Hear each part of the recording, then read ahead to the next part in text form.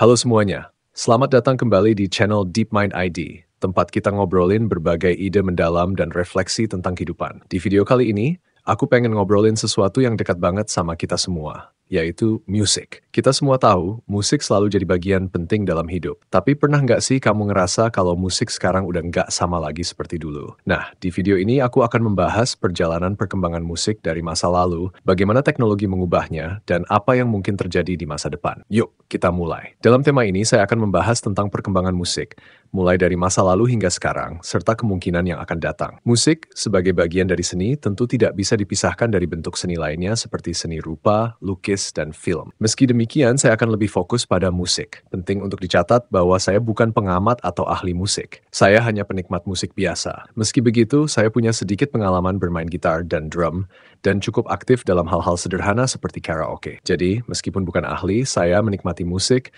dan memiliki kecintaan terhadap seni dalam beberapa bentuk lainnya. Saya mengamati bahwa perkembangan musik sangat erat kaitannya dengan perubahan teknologi, terutama teknologi smartphone, khususnya Android, yang kini digunakan oleh hampir semua kalangan di Indonesia. Dari anak kecil hingga orang tua, tak ada yang terlepas dari penggunaan Android dan internet. Ini menjadi faktor paling signifikan yang mempengaruhi perubahan perilaku manusia. Seiring dengan perkembangan teknologi, perilaku manusia pun ikut berubah sejalan dengan kemajuan zaman. Hal ini tentu saja sangat berpengaruh pada perkembangan musik. Bagi saya pribadi, perkembangan ini cukup mengkhawatirkan, dan saya merasa bahwa ada banyak hal yang patut disayangkan terkait perubahan yang telah terjadi. Saya mencoba mengingat kembali perkembangan musik secara menyeluruh, terutama dari masa-masa di bawah tahun 2000-an, sekitar tahun 1994. Jika kita bandingkan dengan sekarang, perbedaannya sangat jelas. Di masa-masa itu, terutama tahun 90-an, musik benar-benar hidup. Banyak band seperti U-Camp yang sangat populer. Saat itu band-band menjamur, tampil di panggung-panggung, dan musik benar-benar menjadi bagian dari kehidupan. Orang-orang rata-rata menikmati musik, dan musik begitu terasa di permukaan di mana-mana. Pada tahun 2000-an,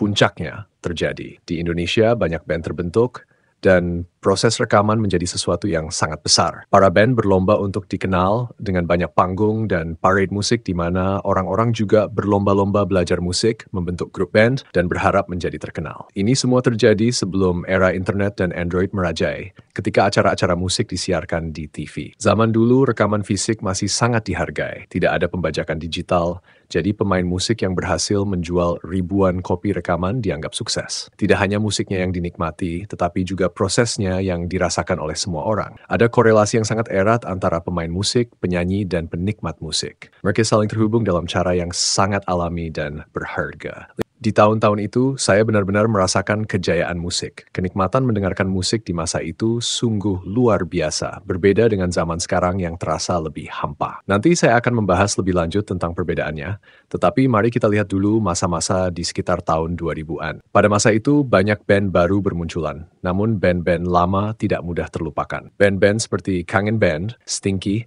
dan Peter Pan misalnya, masih tetap populer. Bahkan menjelang akhir tahun 2000-an, muncul band-band baru seperti Bagindas dan Raja yang berdampingan dengan band-band besar seperti Dewa 19 dan Slank yang masih eksis. Musik saat itu begitu hidup, terlihat dari banyaknya panggung musik di berbagai tempat. Mulai dari pinggir jalan hingga acara besar seperti 17 Agustusan. Musik benar-benar dihidupkan oleh masyarakat. Banyak orang belajar musik, bermain gitar di gang-gang, atau mengikuti kursus musik. Di kampung saya saja ada beberapa tempat rental alat musik di mana orang bisa latihan secara rutin. Musik menjadi bagian yang tidak terpisahkan dari kehidupan sehari-hari. Yang sangat berbeda dengan sekarang adalah bagaimana orang benar-benar bisa duduk diam dan menikmati musik. Dulu misalnya orang akan duduk di kamarnya, memasang headset, benar-benar tenggelam dalam musik. Ada juga momen di mana teman-teman berkumpul di kamar, mendengarkan lagu bersama-sama sambil ngobrol dan membahas lagunya. Musik menjadi topik percakapan yang dinikmati bersama.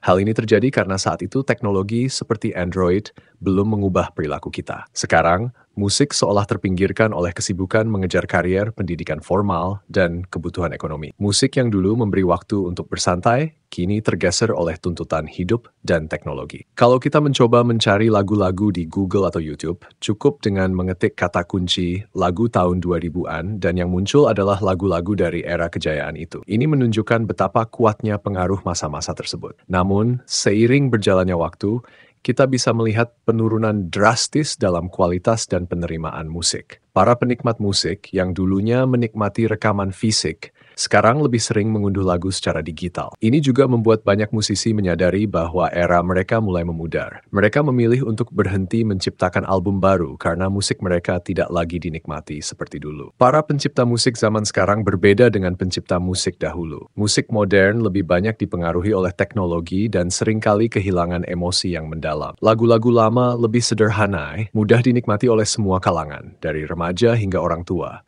Lagu-lagu tersebut tidak cepat membosankan dan tetap relevan dalam jangka waktu yang lama. Namun, dengan perkembangan zaman, muncul lagu-lagu dengan nada dan aransemen yang lebih aneh dan sulit dinikmati oleh semua orang. Hal ini menyebabkan para pencipta musik dari era dulu mundur. Meski kadang saya berharap mereka menciptakan karya baru. Tetapi kenyataannya, generasi mereka mungkin sudah lewat. Saya juga pernah berpikir bagaimana jika anak-anak dari artis-artis besar dulu melanjutkan jejak orang tuanya. Namun saya sadari itu tidak mungkin, karena zaman sudah berubah dan selera musik juga sudah berbeda.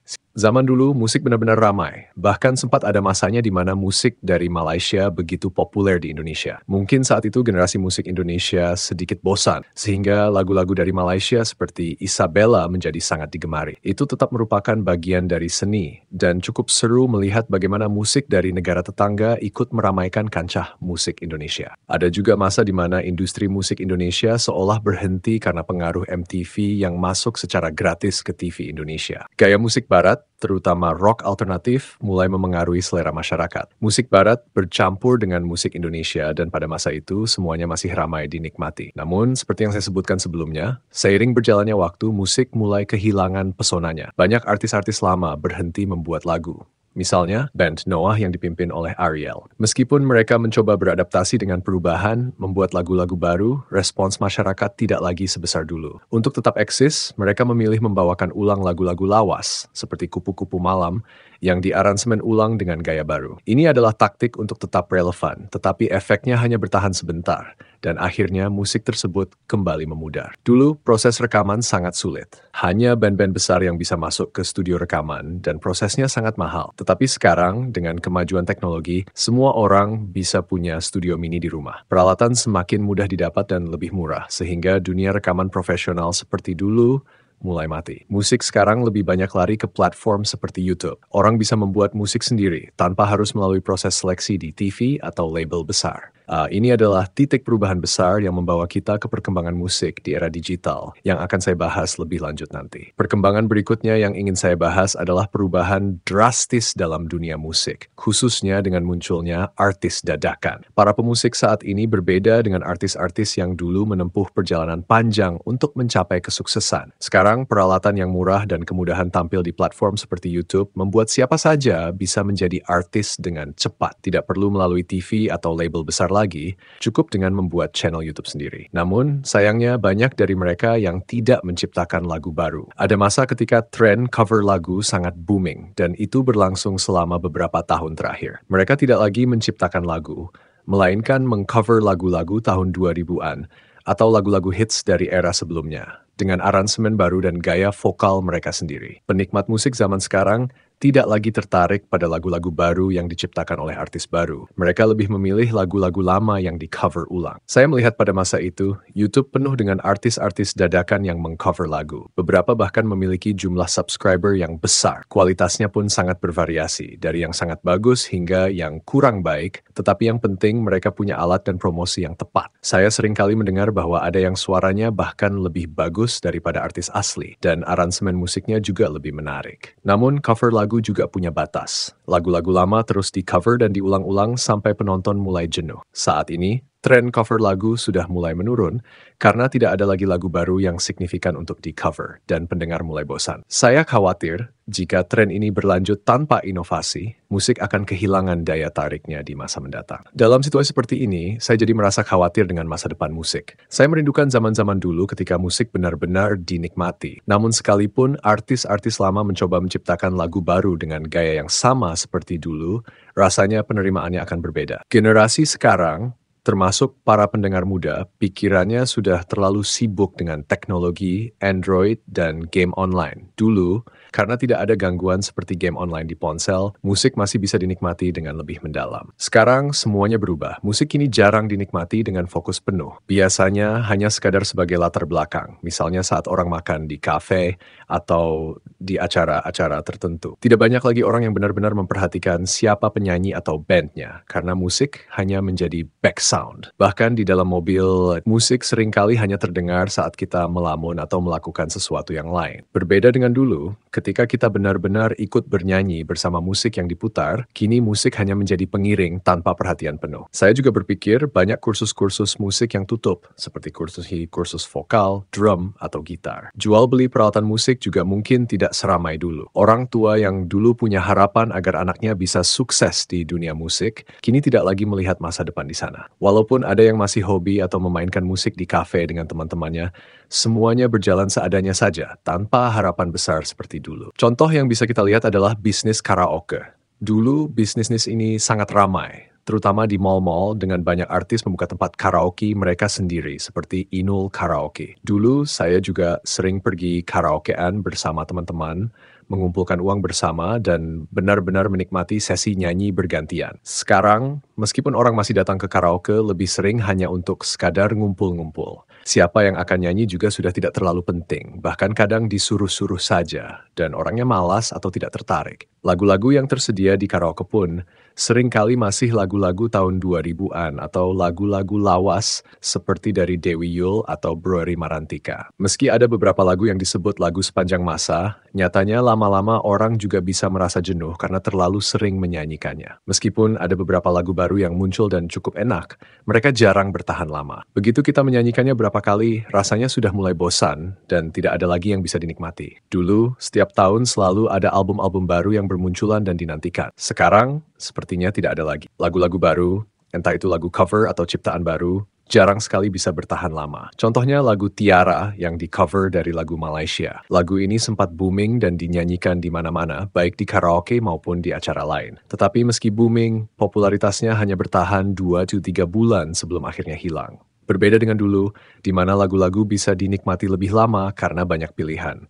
Sekarang, lagu-lagu hanya muncul sebentar kemudian hilang, dan orang menunggu lagu baru lagi. Jadi, kalau saya melihat ke depan, saya merasa cukup khawatir dengan arah perkembangan musik. Bagaimana masa depan musik ini? Perubahan yang terjadi saat ini sudah jelas terlihat, dan saya khawatir anak-anak kecil yang tumbuh di era ini tidak akan menikmati musik dengan cara yang sama seperti kita dulu. Seni musik, yang merupakan salah satu anugerah dari Tuhan, tampaknya perlahan-lahan mulai kehilangan tempatnya. Kualitas dalam menikmati musik semakin hilang seiring berjalannya waktu, dan sepertinya ada sesuatu yang berharga yang perlahan-lahan ikut memudar. Jadi, setelah kita mengkaji perkembangan musik dari masa lalu hingga sekarang, mungkin banyak dari kita yang tidak menyadari betapa besar perubahan yang telah terjadi. Walaupun ada yang menyadari, seringkali hanya lewat begitu saja. Tapi kalau kita pikirkan lebih dalam, kita mulai bertanya-tanya, kemana arah musik ini akan bergerak ke depannya? Musik adalah salah satu anugerah terbesar dari Tuhan. Seni yang begitu berharga. Namun, apakah seni ini perlahan-lahan akan menghilang dari kehidupan kita? Aku ingin tahu pendapat kalian, terutama bagi para pecinta musik dan para musisi di luar sana. Apakah kalian merasakan hal yang sama? Bagaimana kalian melihat masa depan musik? Jangan lupa share pendapat kalian dalam komentar di bawah. Terima kasih sudah menonton dan sampai jumpa di video berikutnya.